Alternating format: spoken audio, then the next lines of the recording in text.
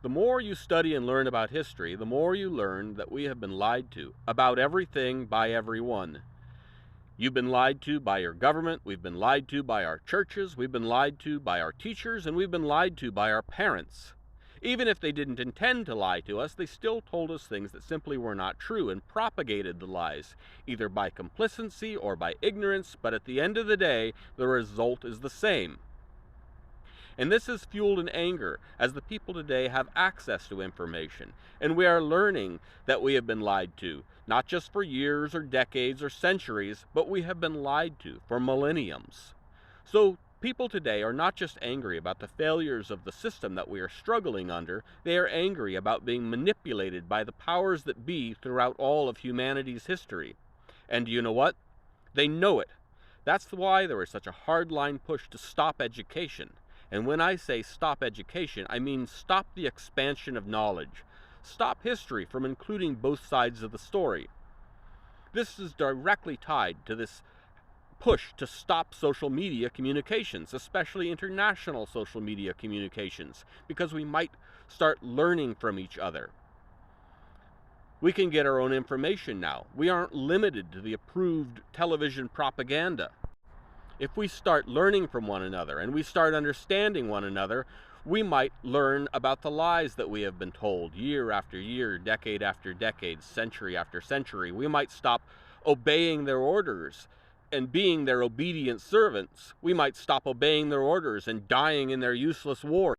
We might learn such things as it was Muslims that defeated the Roman Empire and not those northern pagan tribes you've so often been told, and how it was Muslims coming to Europe that brought women's rights to Europe.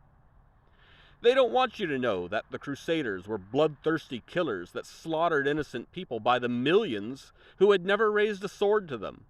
They don't want you to know about how when Muslims captured most of Europe, unlike the Christians, they never practiced conversion by the sword, join our religion or die.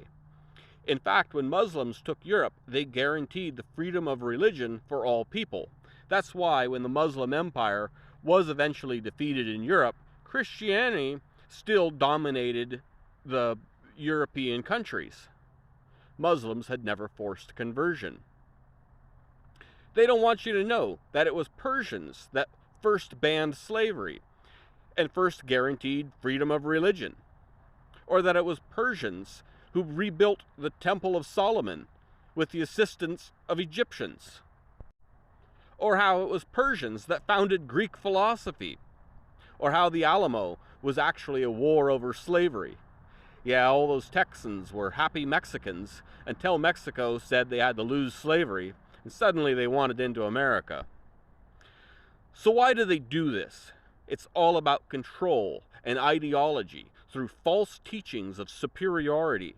They need you to believe that European Christendom was so superior, even when evil was done under its banner, it was still somehow good. Even atrocities such as the Crusades were somehow excusable or understandable as they served a greater purpose. They don't want you to understand history for the expansion of knowledge, the betterment of yourself, or the betterment of humanity. They want you to worship their icons and thus be obedient to your masters of the church and your masters of the state.